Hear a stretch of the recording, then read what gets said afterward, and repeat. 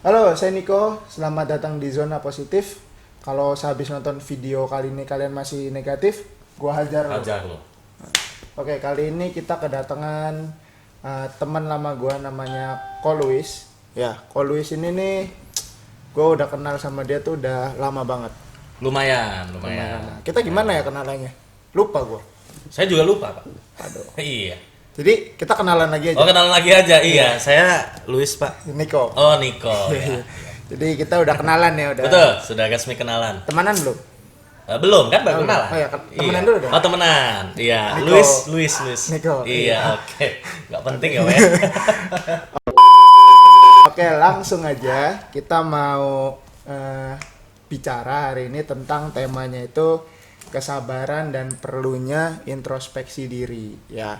Oke. Jadi gue kenal Kolus ini udah lama dan gue beranggapan dia itu orang yang sabar dan kita perlu introspeksi diri ya kan, karena banyak dari kita itu maunya egois gitu. Kita ngerasa kita bener terus tapi kita nggak mau merubah diri kita gitu kan. Jadi langsung aja kita tanya-tanya nih ke narasumber kita. Narasumber. Iya. Jadi temanya hari ini nih kesabaran dan perlunya introspeksi diri kok. Oke. Iya. Iya. Jadi pertanyaan pertama itu karena banyaknya dari kita, terutama anak muda yang nggak mau sabar dan juga tidak mau mengintrospeksi diri kita kalau kita tuh emang salah, tapi kita tuh minta ke Tuhan tuh lebih terus. Padahal kita salah gitu kan. Tapi Tuhan mau kita mengintrospeksi diri supaya menjadi benar, terusnya kembali ke ajaran-ajaran yang diajarkan oleh agama kita gitu kan. Nah, apa sih menurut Kolis kesabaran itu artinya apa? Sabar. Oke. Kalau gue introspeksi, ini dulu ya. Gua sedikit untuk membetulkan dulu. Jadi kalau dibilang gue udah sabar atau sudah cukup untuk lebih apa ya? Lebih tadi dibilang gue cukup sabar gitu kan, lebih nggak egois. Sebetulnya enggak, karena kesabaran setiap orang itu dan keegoisan setiap orang itu relatif. Yang perlu kita ketahui adalah relatif, dan yang bisa kita lakukan adalah mengontrol diri kita untuk lebih menekan daripada egois kita. Berarti Gitu. sekarang Kolis itu sudah bisa menekan. Belum juga. Terkadang ya kita kalau dalam kata sudah belum juga, tapi dalam tahapan belajar. Mengurangi. Ya, Katanya dengar-dengar dulu kalau diejek gitu marah gitu. Oh, marah dong. Ejek apa? Gendut. Gendut, terus om-om Emang gitu kan. om-om? Iya, punya ponakan sih. Ya berarti bener om-om. Bener sekarang, Iya, kalau dulu iya. kan belum. Oh, Iya.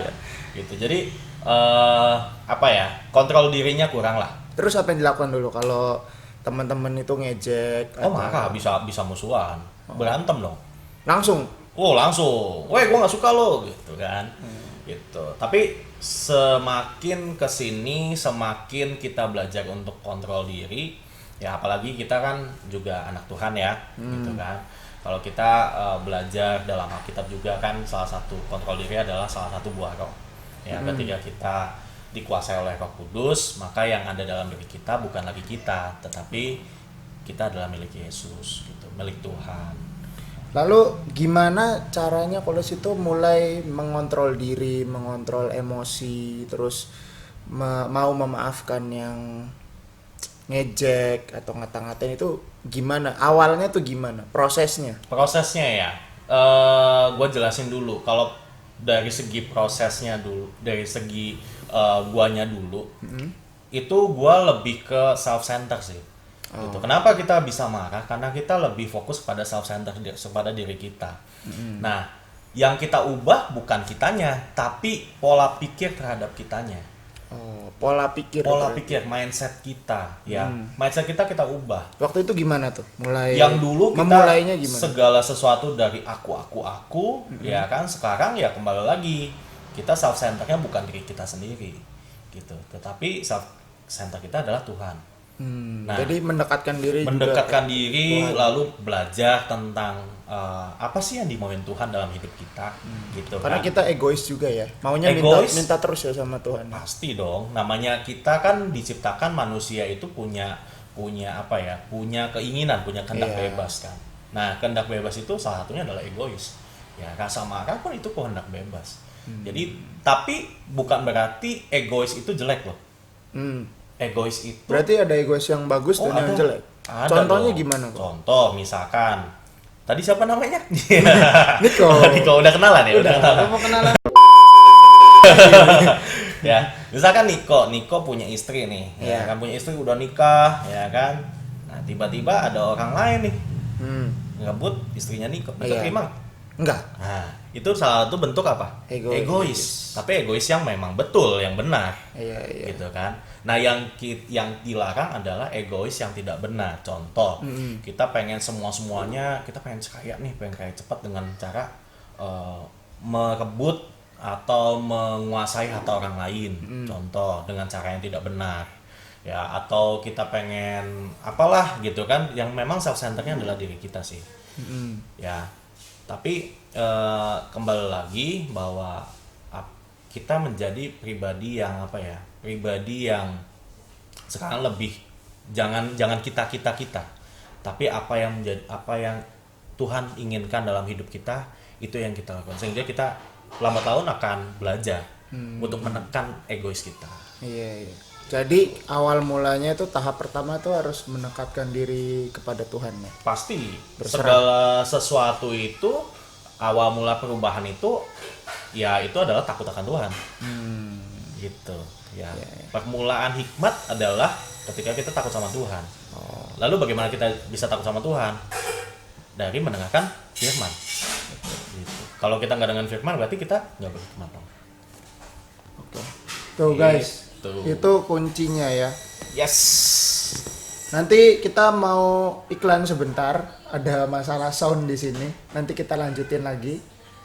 Jangan kemana-mana, tetap stay tune di YouTube Nix Positif. Nix Positif. Nix positif. Oh, Wow. mantep kan. Nix Jadi positif. harus menjadi positif. Be positif ya. Makanya kalau habis nonton ini nggak positif, gua Hajar. ajar lo. Oke, balik lagi nih kok ke pertanyaan kedua. Berapa lama bisa mencapai kondisi di mana dikatakan sabar atau bisa menekan ego? Semenjak dari pertama kali. Pertama kali ya. Kalau Pasti kan pertama nggak kali, instan. ya pasti ada turning point ya kan. Ya. Turning point gua itu di usia sekarang gue bukan aja deh, gua usia Oh, iya. 30 kan. 30 guys. Masih muda. Jomblo. Man's life begin at 30. Jadi kalau ada yang tertarik ketik Rex pasti Luis daftar di sini ya. Daftar di mana? Di sini ya. Di sini. Nanti diketikin di bawah. Diketik. Beneran nanti gua masukin nomor HP lo nanti ini. Apa ya? Turning point gue itu di umur gua nggak salah sih umur 27 28 sih. 27 28 saat itu ya memang apa ya? Gua nggak ngerasa gua sekarang udah deket sama Tuhan, enggak, tapi lagi berusaha untuk mendekat sama Tuhan gitu kan, dengan pelajarin firman, dengan baca, dengan banyak dengerin khotbah, ya kan, lalu dengan apa ya, dengan iya selidiki lah untuk kitab suci dan lain-lain. Jadi di situ pun gue mulai sadar bahwa ya itu yang kembali lagi yang tadi gue bilang, bahwa diri kita lah bukan diri kita lagi. Setelah kita percaya pada Tuhan, ya diri kita adalah punya Tuhan gitu. Jadi mindset daripada diri gue sendiri itu udah mulai bergeser, yang tadinya gua semua serba gua. Kenapa sih kok gua yang kena gitu kan, atau kok gua nggak dapet gitu. Tapi sekarang apa yang bisa gua kasih dan apa yang bisa gua berikan secara maksimal untuk Tuhan. Oh, jadi mulai 27 sampai sekarang berapa? 40 berapa? 30. Oh, 30, sorry. ya. Iya, 30 guys. Yes. Jadi sekitar 3 tahun ya, masih 3 belajar. tahun masih belajar. Tapi sudah banyak menguranginya. Lumayan. Aja. Terus pertanyaan ketiga, enaknya jadi orang sabar itu apa? Enaknya jadi orang sabar. Oke. Enaknya jadi orang sabar adalah banyak teman. Oh, banyak teman jadinya Banyak ya. teman. Loh, kita kan namanya makhluk sosial ya. Makhluk sosial yang kita berinteraksi dengan orang lain yang punya karakter dan sifat berbeda-beda, gitu kan. Punya apa yang harus ngadepin, yang satu emosional, yang satunya lelet, mungkin yang satunya. Tapi dengan kita berusaha untuk sabar, akhirnya kita bisa apa ya? Bisa memahami. Ya, memahami, oh oke, mungkin posisi dia kenapa sih dia melakukan itu, atau kenapa sih dia ngomong begitu, kenapa sih dia berpikir begitu. Oh, mungkin dia sedang ini gitu, atau sedang apa gitu. Jadi lebih enaknya apa ya? Lebih enaknya kita satu banyak relasi, banyak teman ya. Kedua, kita bisa lebih tenang, emosi kita lebih stabil. Ya, terutama Tidak gampang terpicu ya. Iya, tidak gampang terpicu gitu. Bahkan secara medis juga, kesehatan juga berpengaruh. Ketika kita sabar, emosi kita nggak terlalu meletup-letup, ya, kita lebih jadi orang yang lebih tenang, kesehatan kita juga akan lebih baik tentunya. Jadi pengaruh kesabaran itu ke semua ya, ke mental, ke semua. tubuh, ke mental, relationship. betul, ke semuanya. Tapi pernah nggak ngerasa kayak, aduh saya udah sabar kok masih apa ya, dikasih cobaan gitu sama. Itu berarti belum sabar. Belum sabar berarti Belum sabar. kalau orang begitu ya. Orang begitu belum Berarti sabar. kalau orang udah sabar dikasih cobaan tuh legowo. Iya, lebih apa ya? Lebih let it go. Oh, kayak Gitu. Frozen dong. Oh iya, kayak Frozen ya. Gue bekuin lo. Bukan gua hajar loh. Gue bekuin lo ya. Jadi apa ya, lebih let it go sih, lebih apa, lebih ya kejadian apa yang nimpa diri kita ya sudahlah gitu, memang sudah harus terjadi, memang nggak bisa dihindari, ya sudah gitu, memang ya sudah, let it go gitu. Karena kan di Alkitab juga bicara bahwa kesusahan sehari hanya untuk sehari kan. Ya, betul betul. Gitu. Sehari untuk sehari ya. Iya. Jadi katanya dulu pernah punya cerita menarik di Bandung. Dia tuh nggak sengaja mecahin gelas mahal ya. Bukan gelas, termos. Oh, termos. Yang biasa buat jualan cangcimen. Cangcimen dia ya, tapi lebih mahal cuy. Oh, iya. Jadi gimana ceritanya? Jadi waktu itu kejadiannya gue magang di salah satu hotel ternama berbintang di Bandung. Nah, kebetulan gue jadi waktu itu posisinya sebagai concierge ya. Jadi teman-teman kalau tahu concierge tuh yang bawain koper ya tamu kalau ketika check in gitu, nanti tamunya check in kemana, ketika dia udah masuk kamar kita anterin barangnya gitu kan. Nggak ikut masuk kamar? Masuk dong kan, bawain kopernya. Tapi gitu. keluar lagi? Keluar lagi. Kirain ikutan masuk. Oh jangan. Nah, jadi ceritanya pada saat itu tamu sudah masuk kamar dan di lantai 8 kalau nggak salah. Di lantai 8. Terus waktu itu masih umur berapa ya? Masih 24, 25 kali. Masih muda sekali masih ya. muda sekali ya. Beli ya. Gue ngerasa tua banget ya. Nah, jadi waktu itu masih pengen buru-buru gitu kan, cepet-cepet apa dan segala macam. Nah, terus ketika ada di belokan tuh trolinya gue ngepotin gitu loh. Ya, apa sih bahasa ngepotin ya, di belokan dia ngedrive gitu. Ya, ngedrive tuh kayak Tokyo Fast Furious. Iya, kayak Fast Furious. Ketika lagi di belokan langsung gue drift gitu, tiba-tiba ada yang jatuh, prang. Ya. Nah, gue lihat tuh apaan? Oh, cuma hatinya seseorang. Enggak. Oh, bukan. Enggak. Termos, Pak. Termos. Termos. Iya. Pas dilihat, oh ternyata termosnya nih yang apa? Jatuh. Tapi kok bunyi? Lalu di bawah itu basah gitu kan. Kok bau kopi ya? Terus pas diangkat, oh ternyata termosnya itu dalamnya beling. Waduh. Jadi termos mahal lah ceritanya. Ya, Mahal tuh sekitar berapa tuh mahal? Pada saat itu mungkin 800.000, 900.000 ya. Zaman itu gitu, mahal zaman ya. itu. Dan memang dia ngakunya beli di Jepang atau di Korea gitu. Jadi tamunya ya mahal lah ceritanya termosnya. Nah, singkat cerita panik dong gua, ya kan. Ini gimana nih? Akhirnya gua hubungin supervisor gua. Akhirnya supervisor gua yang ke Turun tangan. Turun tangan. Turun kaki nggak? Turun kaki. Kalau nggak bisa jalan. Oh iya. Nah, terus ketika itu ya mau nggak mau kita harus ganti ya, karena kan dari Tanggung pihak jawab ya harus mengganti gitu. Tapi ya alhasil ya untungnya pada saat itu ya gue belajar untuk tahan nih omongan gua, tahan nih mulut gua gitu. Sabar juga dong. Sabar ya Berarti belajar ada, kan. ada poinnya ya, sabar ya. Ada poinnya. Sabar ya. Kalau ya kan gua orangnya panikan gitu kan. Ini gimana gitu kan. Gua kayak cokin terus tuh supervisor gua mukanya udah nggak enak gitu kan. Kasih Tapi masako aja. kasih masak kasih garam gitu ya. Iya. Nah, terus ketika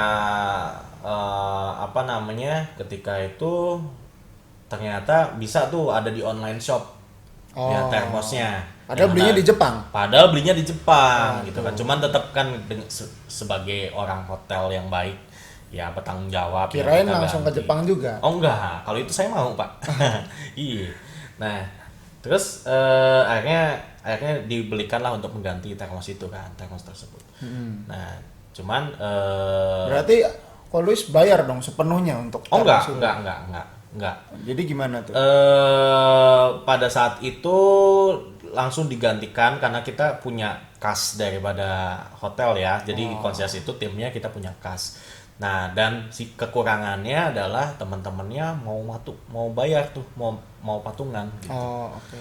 Ya apa ya, yang gua ngerasain kayak imbasnya, iya ya mereka sabar banget gitu. Mereka loh, bukan Iya. guanya ya, mereka. Karena yang bikin masalah Gua, Iya. yang mecahin gua gitu. tapi mereka nggak tahu apa-apa ya. Iya, mereka nggak tahu apa tiba-tiba suruh bayar gitu. Tapi mereka dengan senang hati, udahlah, Mereka sabar juga dong. sabar gitu kan. Maksudnya dalam Ini arti anak magang kurang iya, ajar kurang banget. aja gitu kan. Mungkin kalau kita mikir sekarang, ini anak magang nih malah bikin rugi gitu kan. Tapi pada saat itu situasi mereka menganggap ya udah biasa. Ya everybody can do something mistake like that gitu. Ya mereka memposisikan diri ketika mungkin barangkali suatu saat mereka akan ada di posisi gua yang berbuat kesalahan gitu. Dan akhirnya mereka ya santuy aja kalau bahasa sekarang kan. Oh, bahasa Mereka dulu santuy. apa tuh? Hah? Bahasa dulu apa? Apa ya? Ya pokoknya woles ya kan. Ya makanya saya udah santuy aja ya cuman ya nanti kamu ini ya boleh deh berapa aja deh gitu. Padahal gua yang mecahin. Harusnya bertanggung jawab penuh ya karena Iya, yang mecahin kan gitu. pribadi, Tapi, personal. Iya, personal. Tapi karena memang ini ruang lingkupnya pekerjaan, jadi kan Satu tim ya. Satu tim. Timnya Gitu. berarti bagus banget dong. Bagus banget, solid banget. Gitu. Nah, maksudnya dari situ dari orang-orang tersebut, gue tuh belajar untuk apa ya? Oh iya ya, ketika menghadapi orang lain yang berbuat salah, gitu. Maksudnya tidak harus dan tidak selamanya kita marahin atau tidak selamanya kita Pakai emosi. blaming gitu ya. Menyalahkan ya. Menyalahkan gitu karena dengan begitu bukan menambah solusi, bukan Memperburuk keadaan. tapi memperburuk keadaan, orangnya jadi sebel ya kan dan merusak daripada psikologis orang tersebut gitu. Dan juga hubungan. Pasti hubungan rusak. Suatu Relasi rusak. Ketemu nggak bisa tos-tosan lagi ya. Nggak bisa terus-terusan lagi. Santet-santetan kali. Oh, ya nggak boleh loh itu. Iya, nggak boleh itu, nggak boleh boleh. santet-santetan ya. Terus akhirnya gimana tuh? Akhirnya Patungan dan termasuk bisa diganti dengan baik dan ketika kita cerita masalah itu ya kita udah ketawa-tawa gitu. Itu yang gue dapet gitu. Jadi maksudnya belajar untuk mengkontrol diri kita ketika kita marah, ketika kita emosi, coba belajar untuk mengkatupkan mulut kita. Jangan langsung gitu kan, keluarin semua, pokoknya unek-unek keluarin semua gitu kan ketika kita emosi. berarti introspeksi diri juga termasuk ya. Termasuk introspeksi diri dan kedua tunda respon. Oh, tunda respon tuh. Dengerin tunda respon. Tunda Jadi respon. kalau ada apa-apa tuh jangan langsung ngegas. Betul. Ya. Jangan langsung menyalahkan, jangan langsung ambil kesimpulan. Ya. Karena segala sesuatu itu belum mempunyai arti sebelum kita ngasih arti. Oke. Paham nggak, Men? Ya. Belum sih Pak, belum paham. Belum paham. Boleh dijelasin. Jadi kayak gini, kayak lu misalkan kebentok nih, kaki lu kebentok meja gitu.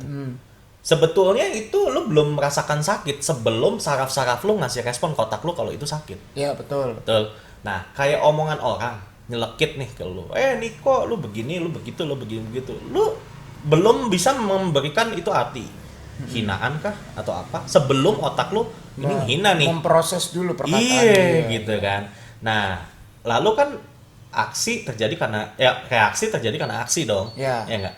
Makanya dibilang bahwa yang tadi gue bilang adalah tunda respon kita. Tunda respon Tunda untuk respon menghindari reaksi yang tidak diperlukan. yang mungkin akan memperburuk keadaan, justru bukan keadaan lawan tapi keadaan kitanya. Ya, karena mulutmu harimaumu ya. Betul. Jadi itu guys, harus menunda responnya ya. Jadi misalkan di lu dihina nih, wah Niko lu begini gitu kan, emang gua begini. nah iya maksudnya itu langsung respon kan, tapi Iya. diem dulu. Ya apa gua harus merespon atau enggak, penting nggak gua respon atau enggak. Kalau gua respon nanti respon baliknya apa Ya.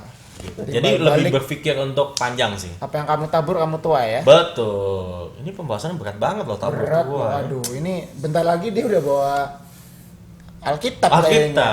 Iya. Jangan kita jangan bahas Alkitab dulu.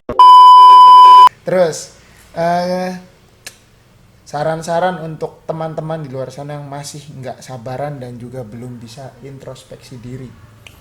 Sarannya tuh gimana? Sarannya mungkin Misalkan dia belum ada panggilan jiwa untuk memulai atau dia masih tetap egois, itu gimana? Sarannya ya mungkin kalau gue bisa bilang yang tadi gue sempat singgung tuh, tunda respon ya. Salah satunya adalah tunda respon. Bagaimana cara kita tunda respon? Ya kita pintar-pintar setel kuping kita gitu, karena ya ketika kita bisa menyetel kuping kita dengan baik, kita menjadi bisa pendengar yang baik. Pendengar yang baik, maksudnya dalam arti kita setel nih ketika ada hubungannya dengan introspeksi diri sih. Ketika misalkan gini, Nick, lu bau nih, gitu kan? Ya mungkin kedengarannya hinaan gitu kan? Cuman kan kita harus kita bener kan, oh kita berarti bau. maksudnya gua harus mandi nih, Iya. gitu. Atau kita harus ngecek juga dong bau nggak. gitu kan? Kalau emang bener bau kita ngeyel kan nggak enak. Iya, berarti kita harus mandi nih abis ini gitu. Lu jelek nih, oh berarti lo harus mungkin cukur rambut atau Oplas. sendiri atau yang oplas terserah lu dah, atau misalkan lu nge-gym atau segala macam gitu kan. Iya. Sehingga itu menjadi respon yang positif untuk hidup kita. Untuk kita. Jadi jangan bukan negatif terus ya. Jangan Betul. curiga, jangan menjudge yang jelek-jelek dari Iya, orang. maksudnya jangan malah kita jadi orang yang tersakiti, jadi self pity jadinya. Self pity. Ya, self pity itu jadi merasa dirinya bahwa gua nih korban gitu kan. Oh. Ya, kita tuh korban gitu. Ya itu sih paling ya saran-sarannya. Jadi pertama adalah tunda respon lo. Tunda respon lo. Jangan cepat bereaksi. Tunda respon. Betul, jangan cepat bereaktif ya. Karena segala sesuatu Jangan cepat bereaksi. Karena segala sesuatu yang terjadi itu belum punya arti apa-apa sebelum kita ngasih arti. Belum mencernanya ya. Betul. Ketiga adalah setel kuping kita. Tuh, menjadi pendengar yang baik. Betul, menjadi pendengar yang baik. Kalian harus menjadi pendengar yang baik, next positif. Next positif. Oh iya, betul. Harus betul. menjadi pendengar yang baik. Betul. Jangan habis nonton ini masih berbuat negatif. Oh iya. Nanti betul. Kita hajar. Iya. Nanti dia yang datang ke rumah. Bayarannya beda loh. Oh iya, bayarannya beda. Iya. Jadi itu guys, thank you banget kalau sudah sama-sama meluangkan waktu yang sangat berharga datang ke sini. Thank you juga, Dan sama-sama. next positif. Next positif. Iya. Kalau masih negatif, Gua hajar. Jadi thank you banget udah mau datang dan berbagi sama kita, dan sharing is caring. Sharing is caring. Wow. Iya, jadi that's good. sharing is caring. Sharing gitu. is caring. Jadi bagi kalian yang mau sharing atau mau cerita-cerita tentang masalah kalian, entah percintaan, masalah hidup, atau apapun yang kalian rasa, aduh gue nih nggak punya teman cerita nih, atau kalian ingin berbagi ke teman-teman, so kalian bisa sharing di sini di Nix Positif. Ya. Oke kok, thank you banget. Oke, Sampai sama-sama. jumpa dan Tuhan memberkati. Tuhan memberkati. God bless you all. God bless you all.